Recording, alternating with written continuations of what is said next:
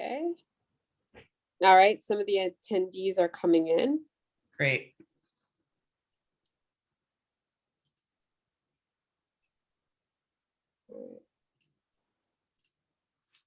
Let's just give it another minute and then we'll go live.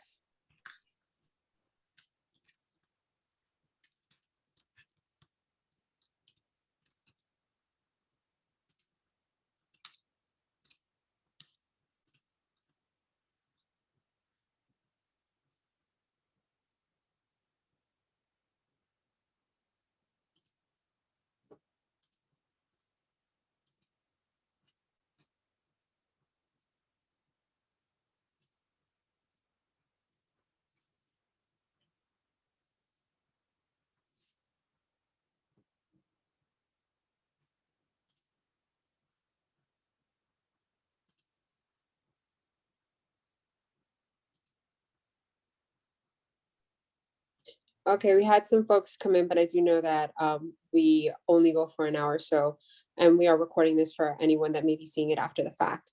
So with that, good evening, everyone. My name is Denise Mira, and I am the co-chair of the Pre-Law and Law Student Division for the Metropolitan Black Bar Association. And welcome to the LEAD monthly program of career awareness and us giving you an opportunity and insight into different areas of law, giving you advice, and of course, being a support system for you. So before we begin, I want to give you a high-level overview of what the expectations are and just some housekeeping things. So just so you know, this is a safe space. We're here to answer questions. We're here to be a resource to you because that's what this is about. And if you're lucky enough to get this program live, you'll also be able to ask questions directly to Rue. I will get to Rue in a moment, and obviously I only bring the best speakers to my program. So in terms of housekeeping, please, if you have questions, use the Q&A feature, and we're going to be answering questions toward the end of the program. In terms of where you are in your law journey, if you want to drop that in the chat for me so I can know where you are you pre-law, current law, or recent grad? Just so we have a better understanding of who we have in the room. Don't be shy. And with that, I'm going to turn it over to Rue to introduce himself and let you know about the wonderful track that he's been on. Denise, thank you so much. Okay, I know we got this to work before, so let's see if I can get it to work again. All right.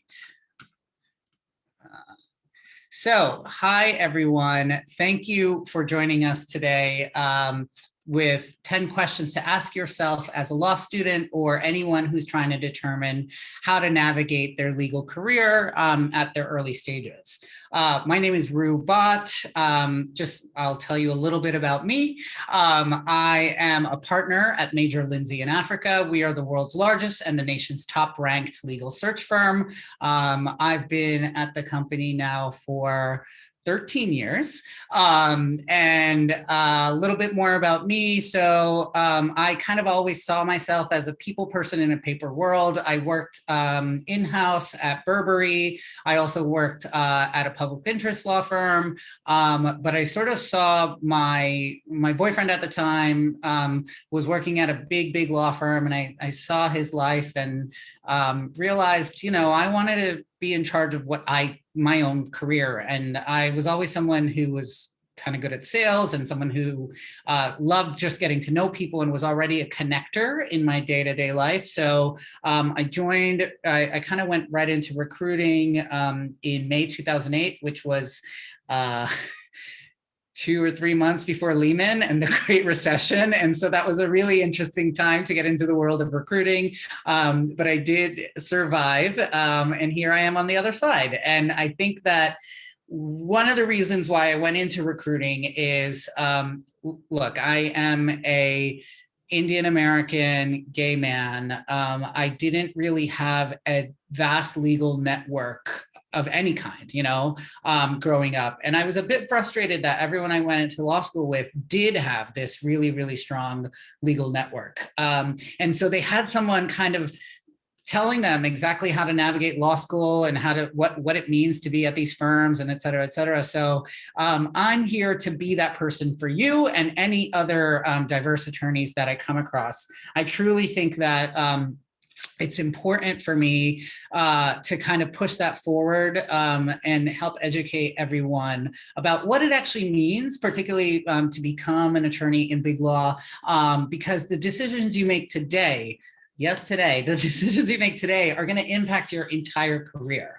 So with that, just know that it's never too early to think about your career, whether you're a 1L, whether you're a 2L, even, you know, it's the practice area that you choose is going to be something that is going to be instrumental in terms of your entire career path. So today, what we're going to do is we're going to go through a bunch of questions that you should be asking yourself, give you an overview of the legal market in general when it comes to big law, and how those early decisions can kind of impact your career. So why does this matter? It matters because it's very, very, very hard to switch your practice area once you've sort of already started on a path. In New York, particularly, which is where I'm an expert, firms want attorneys to specialize very early on because that's what allows them to bill their attorneys out at a higher rate. And so typically when you are going into your summer associateship or after your summer associateship, they ask you, please rank the practice areas that you might be most interested in.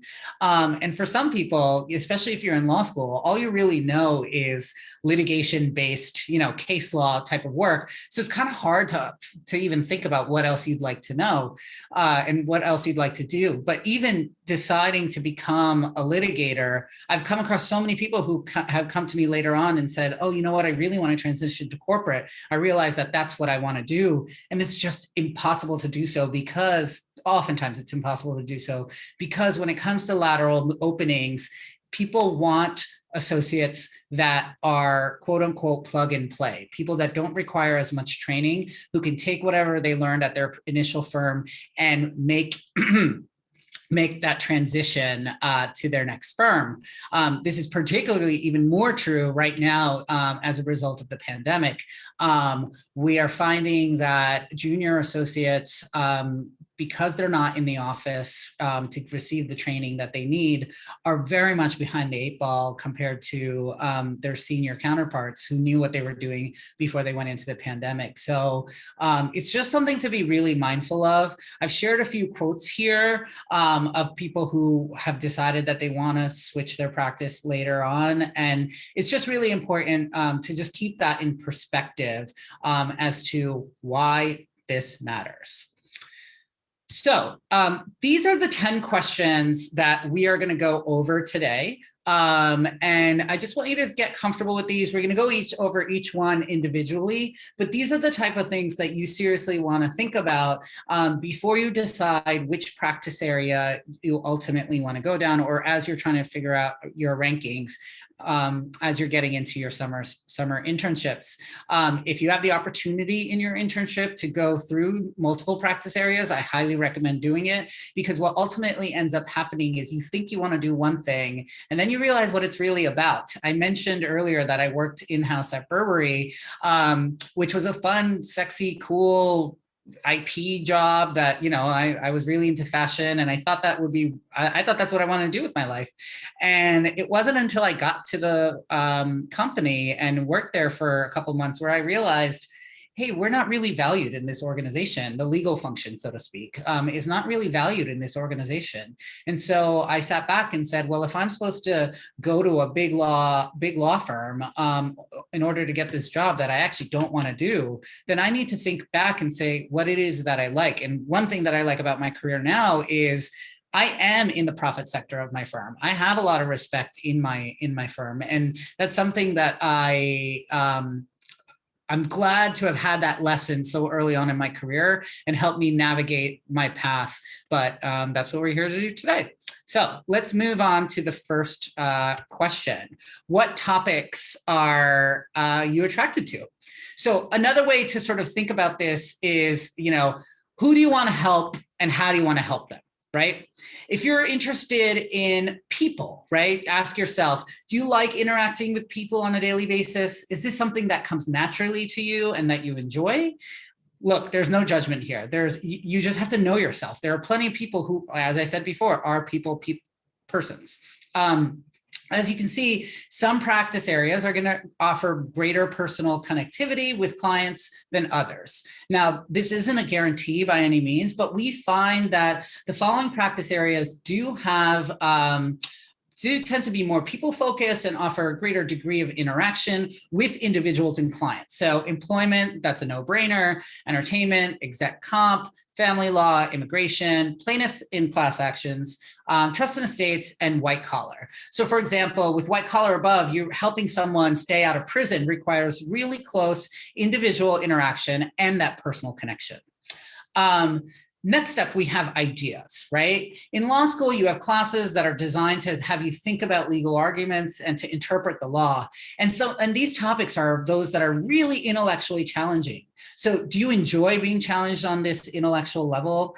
Be honest with yourself. Is this something you like, really thinking hard and critically? If so, then right here you have antitrust, appellate law, ERISA, IP litigation, general lit, and tax. Next up, we have things, right? These are objects that are out there. You know, whatever you're working with is something that is tangible, right? So your interest in the subject matter is going to affect your satisfaction level. So really you want to focus on something that has meaning to you.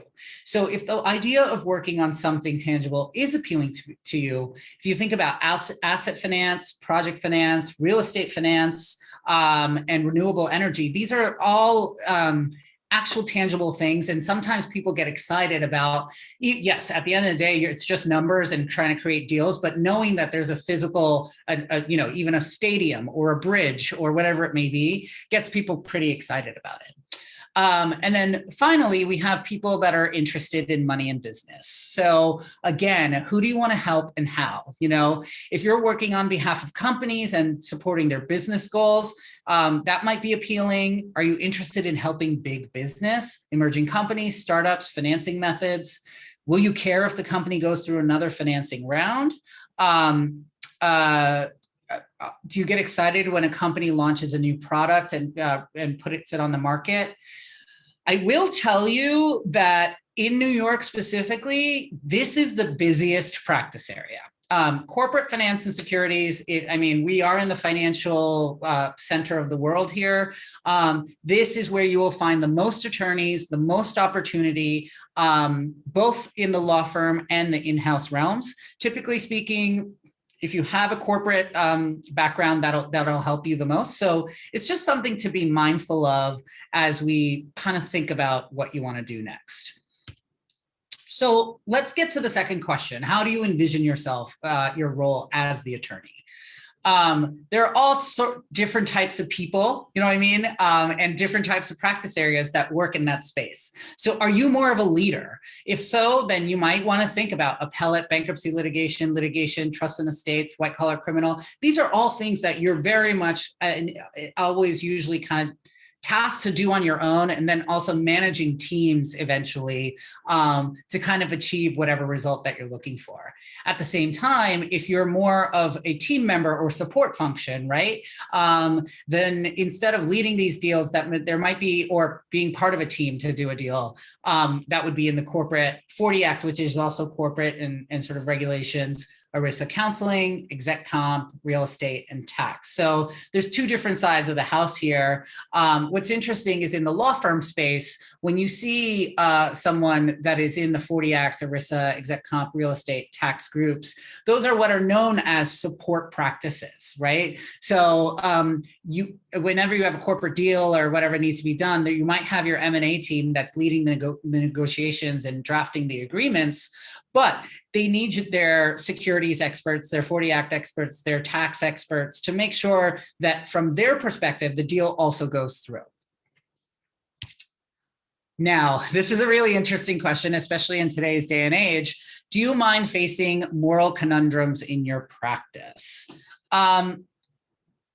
So I ask everyone present, do you mind facing moral conundrums? Would this matter for you? Would this be an issue for you? The reason for this is you want to really think about the types of clients that you're going to be representing, right? Facing moral conundrums in your practice is going to affect your overall job satisfaction. It's important to note that not everything is black and white, and everyone is entitled to advocacy, right? That's what we learn in law school. So it's just important to put that in perspective. So let's look at a couple examples in this space. In the tax arena, for example, how do you feel about creating offshore funds? Where you're looking at the investment dollars that are placed outside of the scope of US tax laws for the purpose of making more money. How do you feel about that? Project finance, how do you feel working on financing for a controversial oil and gas project or pipeline? In the products liability space, how would you feel defending a drug manufacturer where the product caused deadly outcomes? Or in the employment law space, how do you feel defending a company in a sexual harassment claims or discrimination claims? These are severe issues, and obviously looking at the news today, it's really important to think about that a bit. Obviously, there's two sides to every coin, so you could always be on the plaintiff side and be fighting the good fight, and there are plenty of people who are working in the product space, working in the employment space, but plaintiffs' practices are usually based on, are usually contingency-based practices. So your income is very much tied to you winning those cases. On the defense side, they're much more willing to, pay out whatever it needs to defend their lawsuits.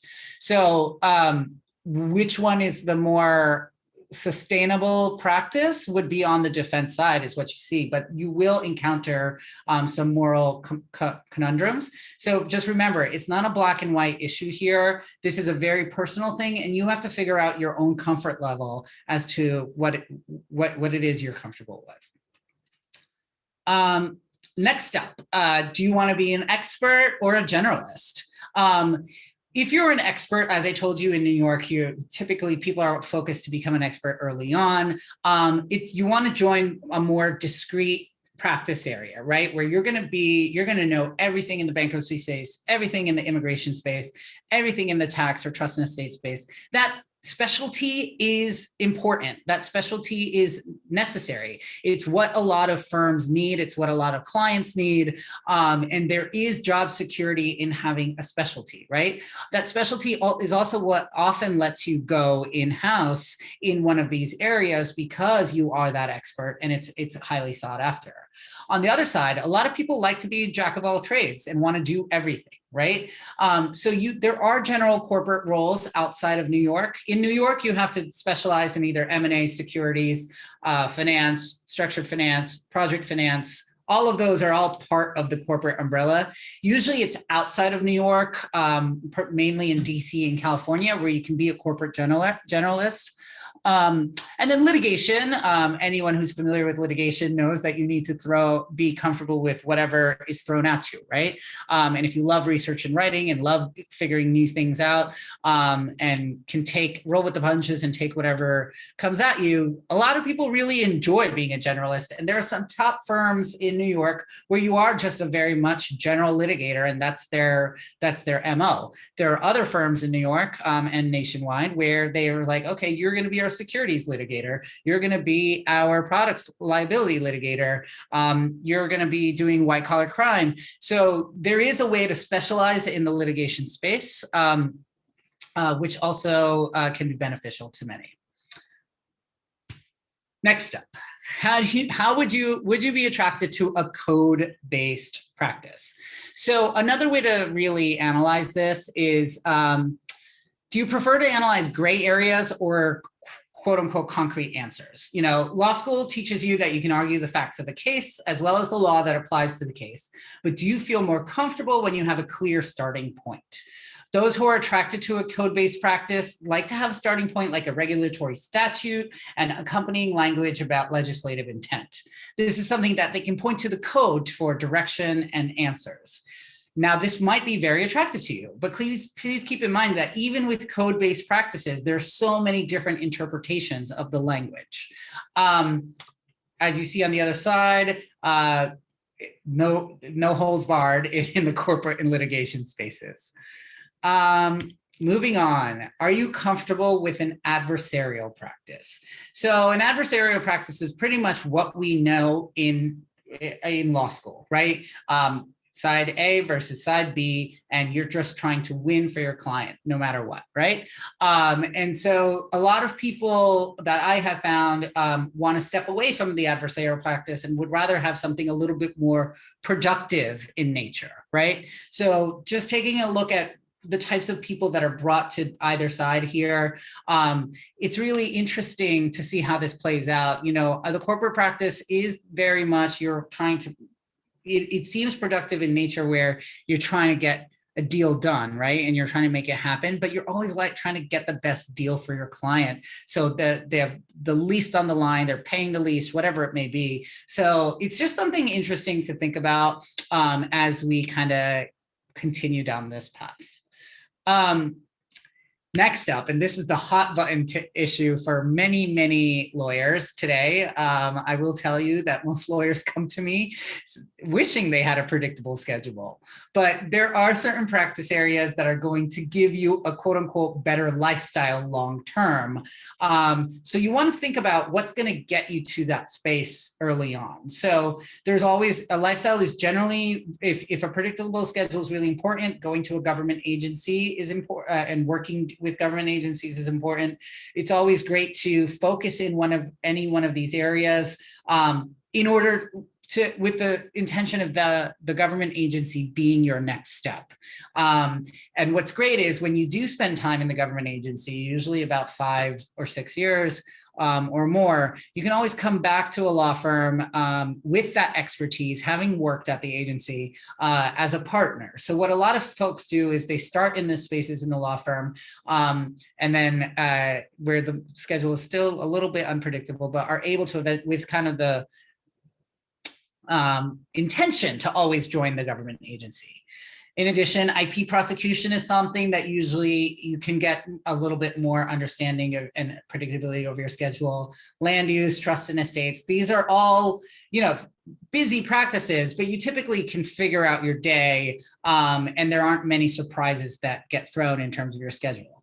On the other side, you know, you have the major practice areas where, you know, when a client is asking for your counsel, they want an answer right away. They're paying the big dollars, right? So oftentimes in corporate very much so, your schedule is almost counter-cyclical. You know, when I speak with M&A attorneys, I will tell you that majority of their weekends and towards the end of the year, holidays end up getting eaten into because of the deals that need to be done by Monday or by a filing by some sort of deadline, closing deadline.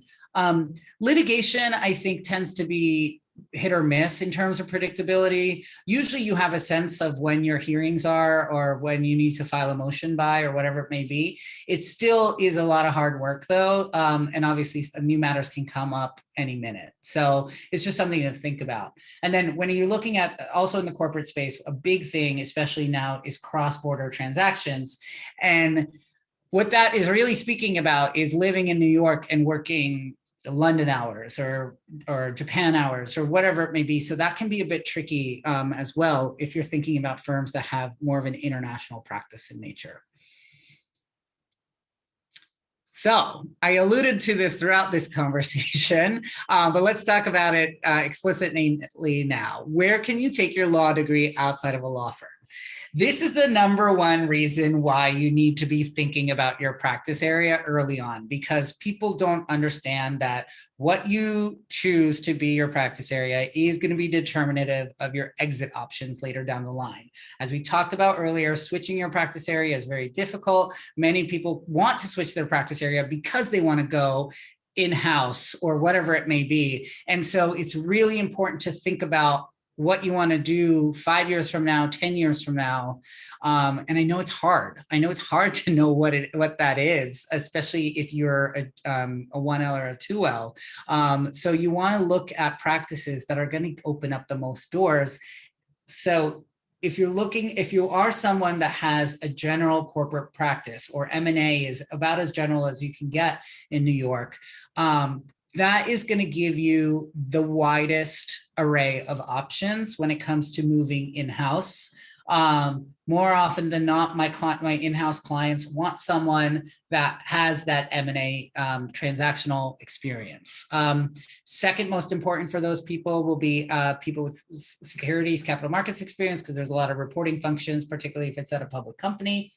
If you're looking in finance, you're pretty much going to be focusing on the banks. Litigation is something that is a bit difficult, but you can't typically, it's hard to go in-house with a litigation background unless it's at a company that has a pre-litigation team. So if you think about like Johnson & Johnson or a brand that needs a lot of IP, trademark enforcement, that sort of thing.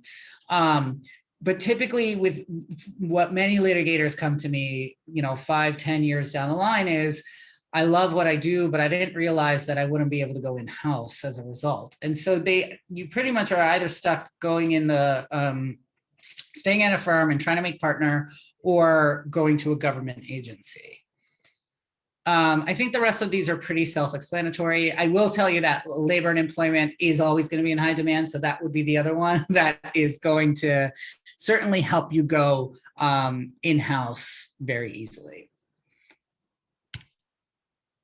Now, this is really important too. I know I've been talking to you about New York, but where you want to live is really important.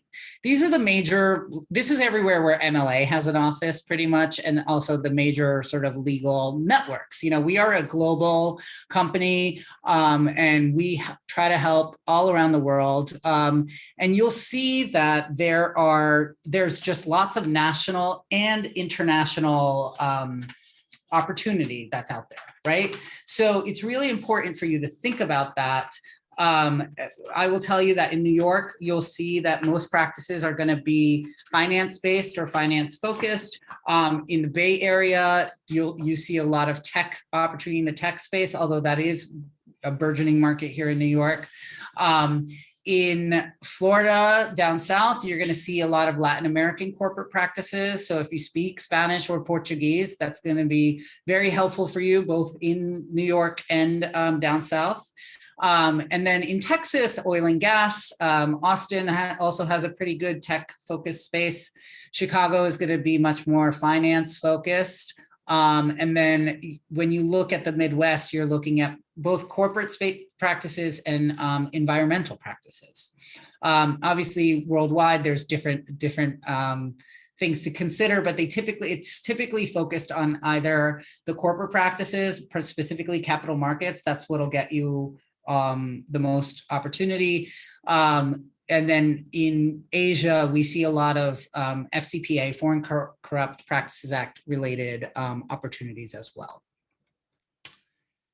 So, and this brings me to the last question, and then we'll get to questions that you may have. How might the current market conditions impact just going back, sorry, real quick. In terms of where you want to live, our industry is and always always will be focused on prestige. It's just, you see it in terms of which law school are you going to, which firm are you joining, whatever it may be. So there's a couple of things I want to say about that. It's always better to start your career in a big, vibrant legal market. So the saying is that a New York trained attorney can pretty much go anywhere that they want. And it's true, my colleagues in California are always begging me to send them attorneys from New York because that's who's in high demand. Right now you were seeing like crazy sign-on bonuses of like $50,000, $60,000, $80,000 for a New York trained associate, even if they didn't work at the #1 law firm here, but because they're New York trained, they're very, very highly sought after. So it's always good to go to a place that has a really big market because firms are going to want that training and experience. When you're looking at the national firms, like outside of New York, you're no longer going to be a specialist, right? And so it can be a bit trickier to move around quite a bit. And then obviously internationally speaking, language skills are going to be most important in that space. So trying to take a look at what's going to travel well. And I mentioned already FCPA in Asia and capital markets in Europe is going to be important. So now this brings me to the last question. How might current market conditions impact your practice group selection? So look, we're not quite done with the pandemic, right? As I told you, I graduated law school, or I started right before the recession, and I saw how corporate practices were just completely decimated at these firms. As a result of the pandemic, we saw a significant slowdown in the corporate practices in the early part of the pandemic. But that was mostly because anyone who was investing in anything or make M&A, all these deals, they were mostly just holding on to their money because they weren't sure what was going to be the fallout from the pandemic.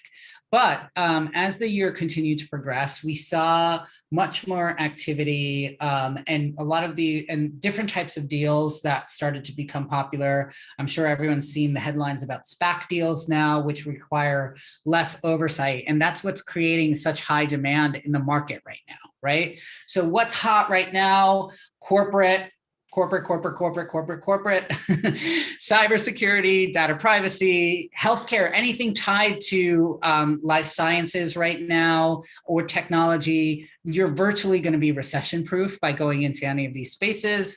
IP continues to be something that's going to be highly sought after. And a lot of people just automatically assume that IP is a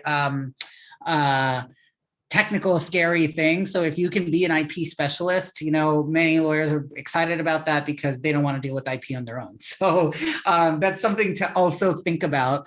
And I want you guys to take this to heart because what I'm finding is if you are someone that has expertise in any of the spaces sort of listed here, you're going to be able to weather the storms that come our way. Of course, if a huge recession comes through, again, you're probably going to see the corporate practices impacted the most because all corporate practices are focused on deals, right? What deals are being made, et cetera. I will say that as a result of the Great Recession, litigation took a big, big hit. And I think that you're just not seeing it. We never really saw it get back up to the levels that it was pre-2008 or so. I mean, it's still a busy, thriving practice for many firms, but a lot of that, oftentimes what's frustrating about litigation practices is you work so hard, you build up your strategy for a case for years on end. And then it settles right before you're about to go to court. And that is probably the most frustrating experience for many, many big law litigators because they want that trial experience. They want that to work on these big matters.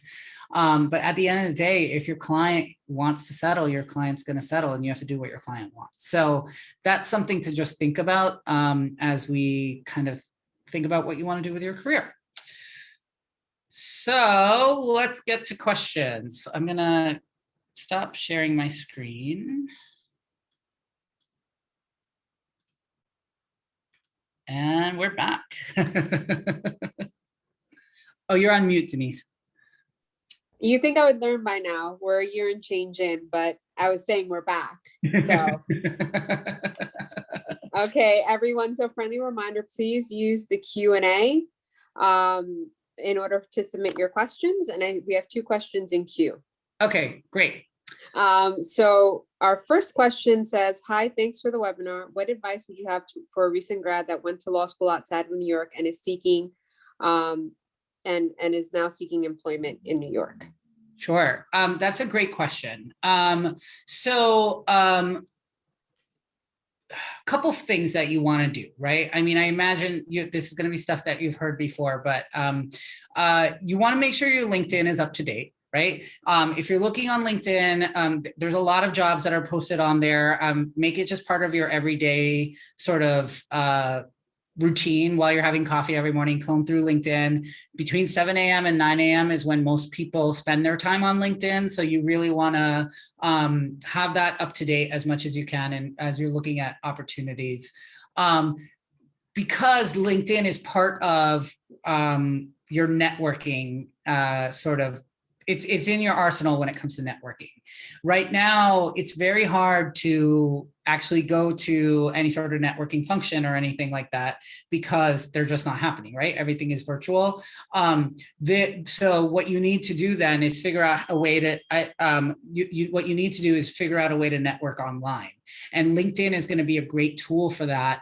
I would suggest, there's an article that I want you to Google. It's called How to Not Be a Networking Leech. It's in the New York Times. It was written by a former attorney, and it gives you the ins and outs. It's like ABCs when it comes to networking, right? And I was talking about this earlier before we started the webinar live, but for many diverse attorneys, networking is your most important the most important tool in your arsenal, because we don't have such a huge network ourselves of lawyers that we know in our families and whatever it may be. You want to be strategic and be smart about the people that you are trying to network with. You're not asking them to get you a job. Okay. It's really, really important that the conversation that you have with these folks is not, can you hire me? Or, but I'd like to speak with you a little bit about your experience, tell me a little bit about your firm, and at the end of the day, like I see that there's an opening at your firm. I plan to apply. Do you mind putting in a good word for me? All you're asking that person to do is to get you in the door. After that, it's on you. Right? So it's really, really important for you to think about it that way, and be shameless about it. Okay. There's no such thing as having too many LinkedIn requests or LinkedIn friends or whatever you call them. The whole point of that website is for you to grow and establish your network. So I think that at the end of the day, everyone is always willing to just put in a good word for someone, even if they just met them on the street, right? It's truly like not that hard. It's not a big ask to ask someone to do that. Asking them to get you the job is a different thing, but you truly, and always show, and this article will tell you this, but like, if someone gives you advice, follow it, and then then ask them for additional advice. The number of times people have, I've been on calls with people where I, give them sort of a strategy for their job search, et cetera, and then like a week later, they're like, so that didn't really work out. So what do you think? And I was like, well, did you do X, Y, and Z too? And she's like, oh no, I should do that. I was like, yeah, hun, what I mean? So like, it's really important. If I'm taking time out of my day, or whoever you're talking to is taking time, we bill our time. You know what I mean? We know exactly how much 6 minutes of our time is worth. You know what I mean? So it's really, really important that you are, I have no doubt everyone will be super respectful, but it's really, really important that you're mindful of that as you're trying to do the job search. But I know that it's difficult. I know that it's really tough. So places to kind of reach out to, I would try to find alumni from your school. If they are in the New York area, I would attend events like this. I would, or other sort of diversity receptions that are happening. I know the New York Bar Association is also doing quite a bit, so it's always important. Like, it's always great to attend. And now that we're sort of coming back to life with people being vaccinated and that sort of thing, I hope that they're going to come back. Right. And then my final thing on this is, there's another article for when we get back to real life networking, and it's in the Wall Street Journal, and it's called The Best Way to Network at a Party, or How to Network at a Party, or something like that. That will give you the tips and tools on reading body language. At the end of the day, all those people are there for the same reason you are. No one goes to these things because they have to, well, sometimes we do, but, but they still know that the whole reason is for networking, right? So it's really important that I can't stress it enough that, like, force anyone that is looking for a position. You really want to get out of your comfort zone. And look, the worst thing they can say is no. I guess that's what I learned early on. And maybe that's why I'm a good recruiter, is like, okay, I can ask a question, and I understand that they might say no, but that's not devastating if they say no. You know what I mean? You're just like, okay, I'm just moving on. You know what I mean? Like I think there's a sentiment out there where it's tough for people to, they're always worried about what the other person's going to think or what happens if they say no, but it's really no big deal. It's not rejection, it's redirection. Hey, I like that. I'm going to use that. You are more than welcome to. I may come for you for some gems too, but okay. I know we have a couple more folks in the chat. All right, so we have another question. Let's see. I can't read the first part, but the second part says, I'm interested in corporate work in Latin America. How do I marry those two? So the great thing is that Latin American practices tend to be very corporate based, right? So they're definitely focused on securities. Project finance is also big, and anything kind of related to capital markets. So if you want to focus in Latin American corporate practices, I hope you have language skills, because they usually are pretty necessary, whether that's Spanish or Portuguese. And you want to really focus on firms that have strong Latin American practices, right? So there's a website called Legal 500, LEGAL 500, and there's also another website called Chambers and Partners. You can take a look at both of those, and they're going to give you the skinny on which firms have strong Latin American practices based in the US. I will tell you that in New York, they tend to be the upper echelon of big law, the ones that have a strong international footprint. White and Case, Davis Polk, Freshfields. A lot of the British firms have a pretty strong Latin American practice as well. You can also focus on firms in Miami, right? Miami, that's where I went to college. I love Miami. But you can really take a look at any firms down there, because they're going to have a strong Latin American presence as well. Greenberg Traurig, we mentioned White and Case, Ackerman. You know, these are all places that you want to kind of focus on, but your language skills are going to be your unique selling point in that space. So if you have them, use them to your advantage. Awesome. So the first part of the question was, how can I hone in what sort of practice area I'd like to go into? I think you dug into some things to consider. So I don't know if there was anything else to add on that. I think that was kind of answered a little bit in the presentation as well. But I think that you want to ask yourself those questions like, what is it about the corporate and Latin work that is appealing to you, and then target those places. I mentioned capital markets and securities, but also project finance is another big thing too, right? And that a lot of people love PF because of the tangible assets that are there, right? So just remember that when you are talking to firms that have a Latin American practice, know what it is they exactly do.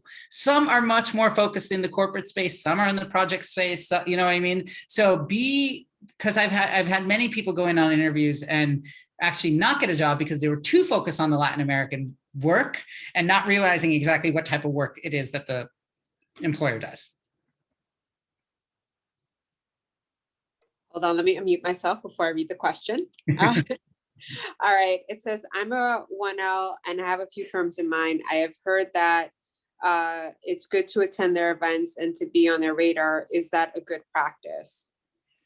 Absolutely. That is networking. That is exactly what you want to do. You want to talk to folks at these firms, indicate why and why that firm specifically. I think that I think what ends up happening a lot is a lot of students, it's clear that they want to get a job, but sometimes it seems like they want to just get any job possible, which totally, hey, I get it. Like, you got to get paid, you know what I mean? But I find that the best interviewers are ones that are able to articulate why they're interested in that firm specifically, okay? And so you don't want to necessarily talk about pro bono. You don't want to talk about,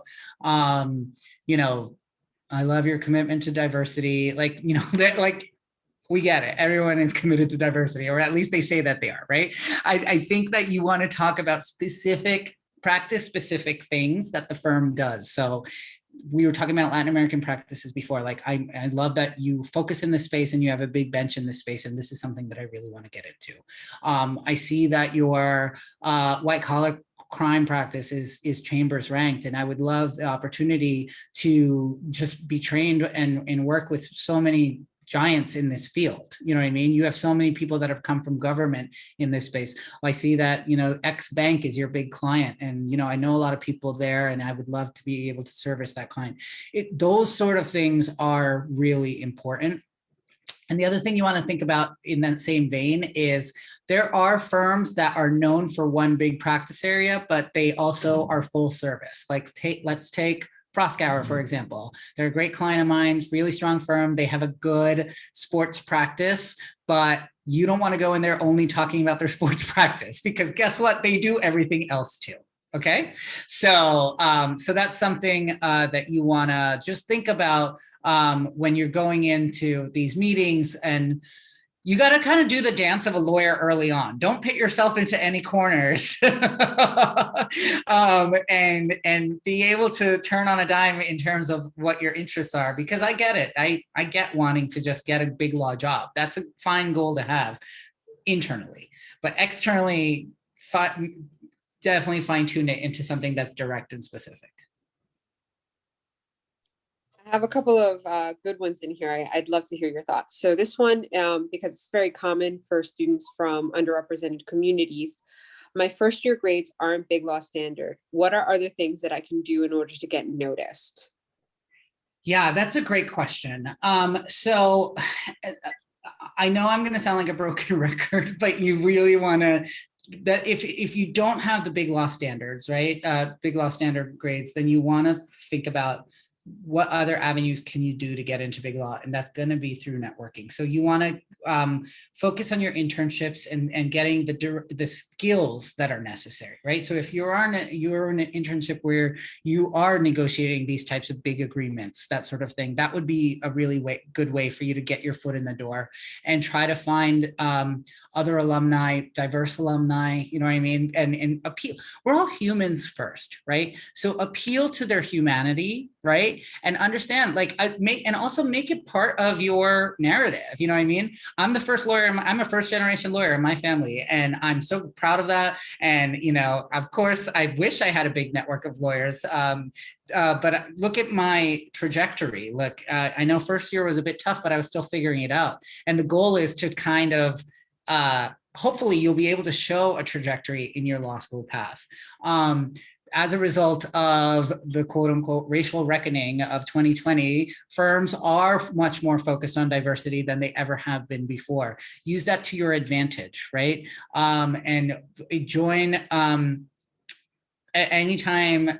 I know for myself, anytime I'm in a networking reception or anything like that, I look for the queer people. I look for the people of color. I look for the women. I look for the people who have always opened doors for me already. You know what I mean? And that's who I'm going to appeal to try and get my foot in the door. So you know who your natural connections are. And look, your grades are your grades. You can't change them. You're going to have, those are going to be your grades for the rest of your life. You can try and bring them up on your next semesters, but you're at the end of the day, stressing about what happened your first year is not going to do you any services, right? So you want to make sure that you network and also try to just build up your skill set.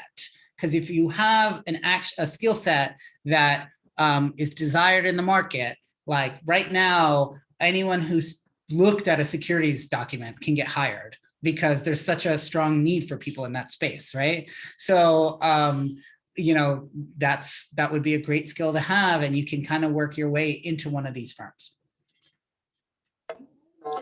Thank you. All right, so I have another one. So I am a older student attending law school. Are firms ageist? That's a great question. They say that they're not, right? They say that they're not. And, you know, firms are always going to be looking at your track record, you know, your skill in terms of like what you've done before law school. I find that many firms actually like people who have had a career before going into, or because it shows that you've already tried something, you know what I mean? Like you're not what is known as in the industry, a K through JD, you know what I mean? Where many people, their first job is their first big law job. Right. So if you are an older student, talk about why you decided to leave your career and go into law school and the maturity that you bring to that. But you also want to talk about how you're willing to work really hard and put in the hours that are necessary to do so. And you're even motivated to do it in an extremely efficient manner because you have all of these other things that you're sort of dealing with, whether that's family or other things like that. I would say that focusing on the big law firms is probably better for you because most of these law firms don't expect their associates to stay longer than their 5th or 6th year anyway. So you're able to kind of build up your skill set and then use that to transition to wherever you want to go next. But I have worked with many attorneys that are older, you know, like came into the legal practice later or as a second career. And it is something that they have had to encounter on a case-by-case scenario with a lot of people that they interact with. But in the same way that we know that we, as people of color, have entered into a profession that's primarily straight white people, right? You either want to see it as a challenge and want to be part of the change you want to see in the industry, right? Or you're going to use it as a shield to just hide behind and be like, well, that's not happening because of who I am, right? So I encourage you to defy the odds and really look at these places that you're going to be able to get the skills necessary for you in your career, recognizing that that's part of humanity and it's not fair and it sucks that some people will think this, but not everyone does, right? So you'll be able to find folks that don't. Okay, and we have one final question in queue. What are the best practices to find and showcase skills that are appealing to law firms?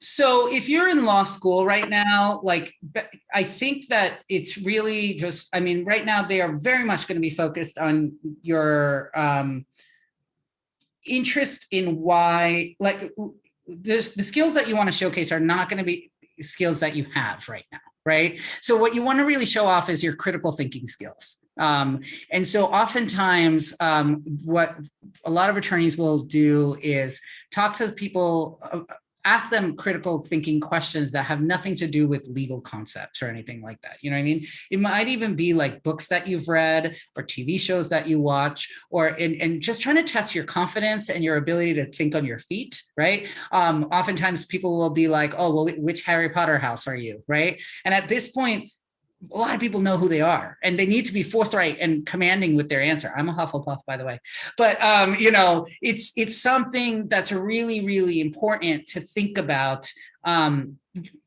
Being able to think critically is going to be the most important thing beyond the looking at the grades. The skill set that you have that you get in law school is not necessarily what they're looking for. What they're looking for is your ability to, how smart is this person? We're an intellectual practice, right? And so the ability to engage in a conversation, read the newspaper whenever you're interviewing, because you want to know what's going on in the world. And if someone brings something up, you want to be able to speak about it. You know what I mean? You don't have to know everything that's going on, but know what's going on in the headlines. There's so many people that I talk to, and I get it. Law school is like a bubble, and sometimes you're just focused on that. But then how are you going to have casual coffee, water cooler talk sort of conversation? You know, if you think about it, in any interview, and I know we're running short on time, but in any interview, they're looking for 3 basic answers. Do I like you? Are you smart enough to help me do my job? And why do you want to work here? Right? Every interview question falls into one of those categories, right? So you need to have an answer for all 3 of those. Like, I can't coach you on your your personality, but be able to show that you can be an asset to the team and be able to articulate why that firm and that firm specifically. Okay, I have too many questions. I think we can squeeze them in. Okay.